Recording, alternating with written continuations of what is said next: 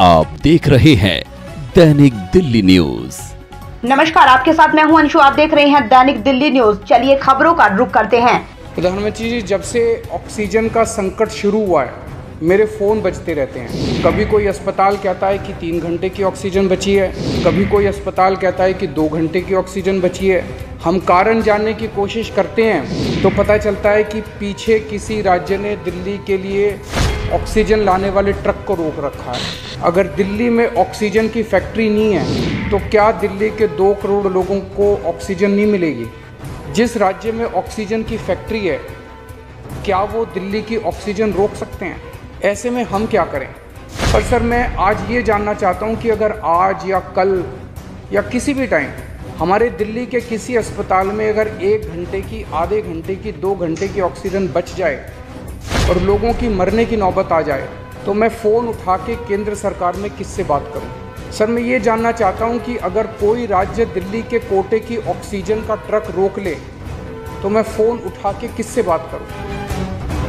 तुरंत कोई कठोर और सार्थक कदम नहीं उठाया गया तो शायद दिल्ली के अंदर कोई बहुत बड़ी त्रासदी हो सकती है।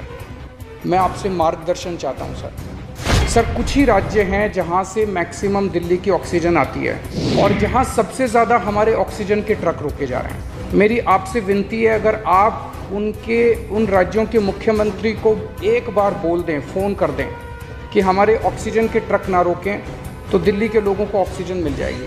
प्रधानमंत्री जी, कोरोना से देश को बचाने के लिए एक नेशनल प्लान बनना चाहिए। इस नेशनल प्लान के अंतर्गत देश के सभी ऑक्सीजन प्लांट्स को तुरंत आर्मी के ज़रिए केंद्र सरकार टेक ओवर करे। ऑक्सीजन प्लांट से निकलने वाले हर ट्रक के साथ एक आर्मी का एस्कॉर्ट व्हीकल रहेगा तो कोई उस ट्रक को फिर आगे रोक नहीं पाएगा। लगभग 100 टन ऑक्सीजन उड़ीसा और वेस्ट बंगाल से आनी है। हम परसों से, जब से कोटा बढ़ा है, हम कोशिश कर रहे हैं उस ऑक्सीजन को दिल्ली लाने की।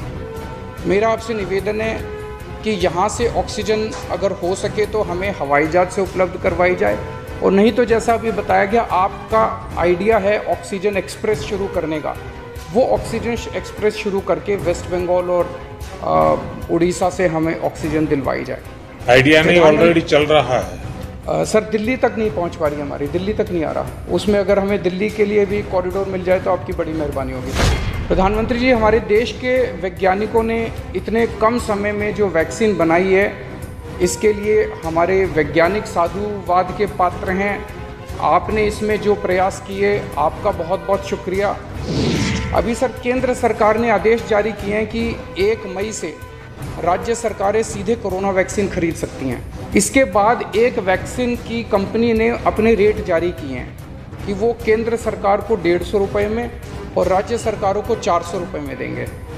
सर, एक ही देश में एक ही सामान के 2 रेट कैसे हो सकते हैं? 1 नेशन 1 रेट होना चाहिए। तो मैं आपसे निवेदन करता हूं कि केंद्र सरकार को, राज्य सरकारों को एक ही रेट पे वैक्सीन मिले। मेरा विश्वास है देश में अगर कोरोना के खिलाफ एक नेशनल प्लान होगा तो हम सभी राज्य सरकारें और केंद्र सरकार मिलके इस दिशा में काम करेंगे। तो ये थी हमारी कुछ खास खबरें। बाकी की खबरों के लिए देखते रहिए दैनिक दिल्ली न्यूज। नमस्कार। आप देख रहे हैं दैनिक दिल्ली न्यूज।